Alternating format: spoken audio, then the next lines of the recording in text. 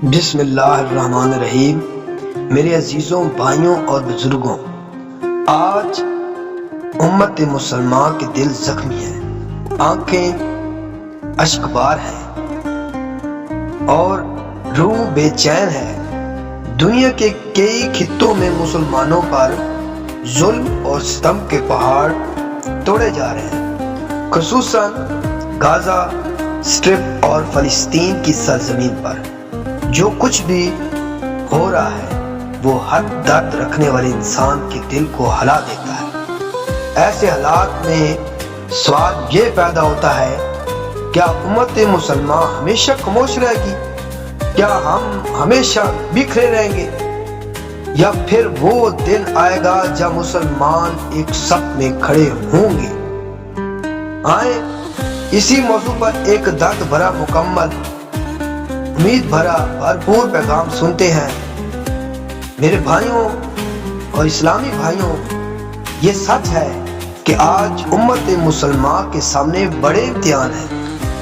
کبھی فلسطین کے مظلوموں کی آہ ہمیں سنائی دیتی ہے، تو کبھی ایران کے حوالے سے عالمی کشیدگی کی خبریں دلوں کو بے چین کر دیتی ہیں۔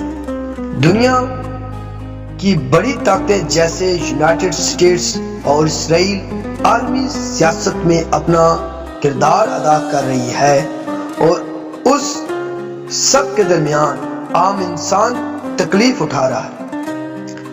لیکن ایک حقیقت ہم سب کو یاد رکھنی چاہیے، مسلمان کی اصل طاقت صرف ہتھیار نہیں، اتحاد اور ایمان اور کردار ہے۔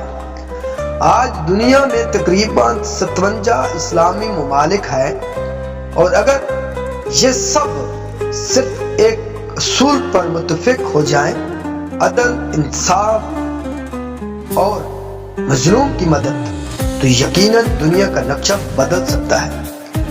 ہم سب کا کلمہ بھی ایک ہے، ہم سب کا قرآن بھی ایک ہے، ہم سب کا قبلہ بھی ایک ہے، اور ہم سب اس عظیم نبی کے امتی ہیں جن کا نام محمد صلی اللہ علیہ وسلم۔ اور یاد رکھو، ہم اس خاندان کے ماننے والے ہیں۔ یاد رکھو کہ ہم اس خاندان کے ماننے والے ہیں جس نے دین کے لیے قربانیاں دی۔ وہ قربانیاں ہمیں یہ سبق دیتی ہیں کہ حق کے لیے کھڑا ہونا، ظلم کے خلاف آواز اٹھانا اور مظلوم کا ساتھ دینا ایمان کا حصہ ہے۔ لیکن اس کے ساتھ ایک اور اہم سبق بھی ہے۔ اسلام ہمیں عدل، صبر اور حکمت سکھاتا ہے۔ اگر امت مسلمان واقعہ مضبوط بننا چاہتی ہے تو اسے 3 چیزوں پر توجہ دینی ہوگی۔ نمبر 1، اتحاد، آپس کے اختلافات ختم کرنا ہوگا۔